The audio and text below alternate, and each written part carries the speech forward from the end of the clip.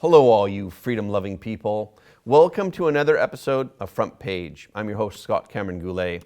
U.S. stocks took a big dip on Tuesday, partly because of fear of Omicron, and partly because the Fed hinted at accelerating tapering. This shows that Fed officials are more worried about runaway inflation than asset volatility. The CCP's influence in Africa and small regional countries is starting to decline. People are beginning to realize that the CCP's investments will not bring prosperity or development, but are instead a source of trouble. Okay, let's get into it. New findings suggest that the new COVID-19 variant Omicron had spread earlier and wider than what was first thought. Omicron made its way inside many countries before they established defense systems against it. The new variant was found in virus samples from the Dutch National Institute of Public Health on November 19th and the 23rd, before South Africa first reported the mutated virus to the WHO on November 24th. Fear of Omicron has made some countries rush to impose travel restrictions, especially on travelers from southern Africa. The WHO has urged against these measures, saying its effect is limited. The latest news shows that travel bans are indeed struggling to stop the spread of the new variant. German authorities say they found Omicron in a man who had neither traveled abroad nor had any contact with anyone infected with the virus. Scientists are undecided about the vaccine's effectiveness against the Omicron variant. Anthony Fauci said on Monday that it will take about 2 weeks to know how well the existing COVID-19 vaccine will work against the new variant. Many countries are trying to alleviate fears, insisting that the vaccine remains the best defense and that efforts must be redoubled to get vaccination in every part of the world. Meanwhile, opponents of the vaccine mandate have scored another victory. A judge on November 30th blocked Biden's COVID-19 vaccine mandate for federal contractors, although this ruling only applies in 3 states. District Judge Gregory Van Tatenhove, a George W. Bush nominee, wrote that Biden lacks the authority to force federal contractors to get the shot. Van Tatenhove said, "The question presented here is narrow. Can the president use congressionally delegated authority to manage the federal procurement of goods and services to impose vaccines on the employees of federal contractors and subcontractors? In all likelihood, the answer to that question is no."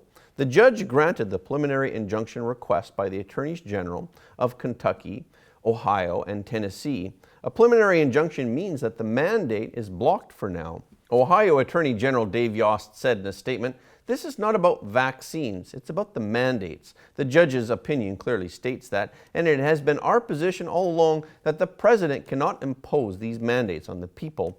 The state charged that the vaccine mandate was both illegal and unconstitutional. The administration disagreed, arguing that the president does have the authority to regulate contractors under the Federal Property and Administrative Services Act.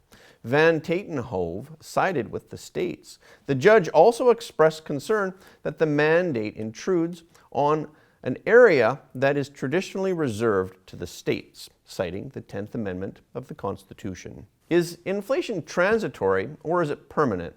Federal Reserve Chairman Jerome Powell admitted that it was time to abandon the wording transitory when regarding inflation. The Fed is now considering tapering its bond purchases faster.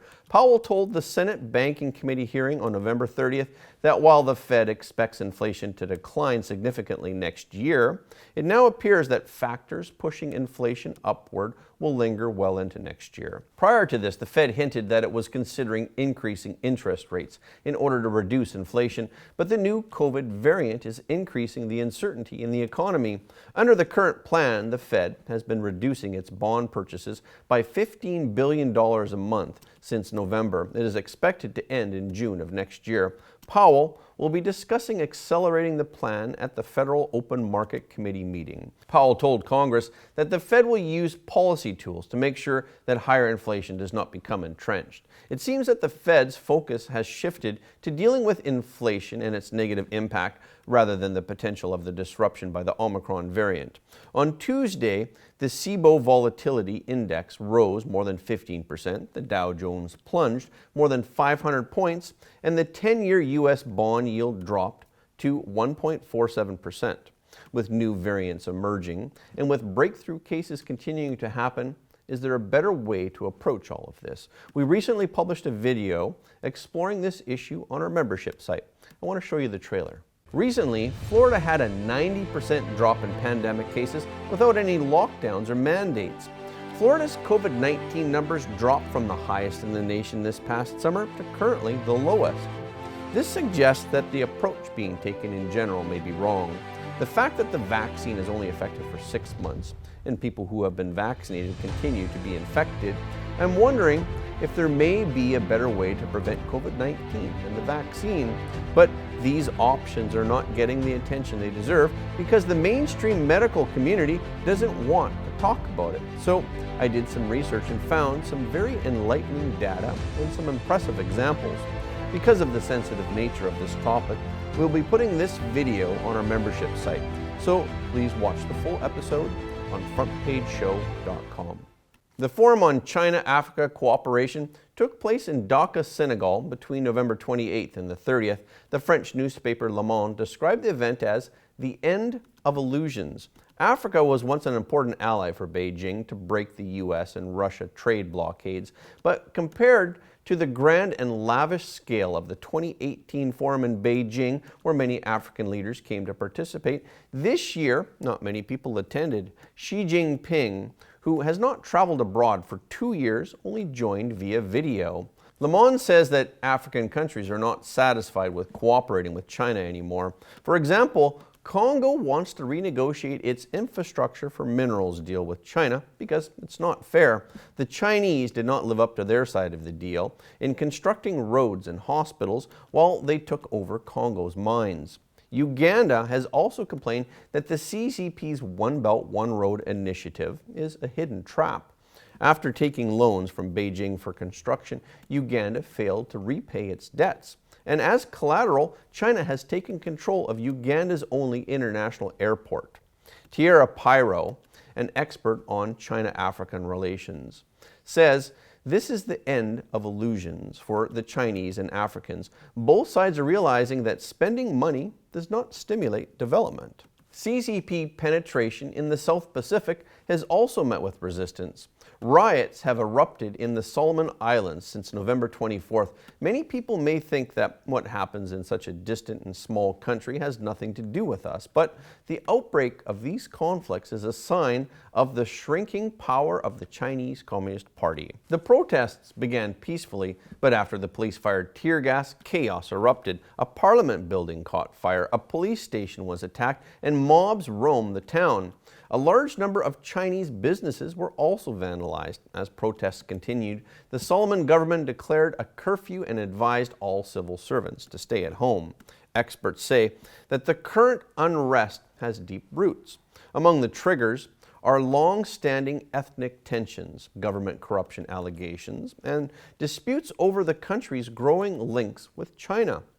Jonathan Pryke, the director of the Sydney-based Lowy Institute think tank, said most of the drivers of the tension have been in the country for many decades and for generations, and a lot of it is born out of the abject poverty of the country, the limited economic development opportunities, and the inter-ethnic and inter-island rivalry between the two most populous islands.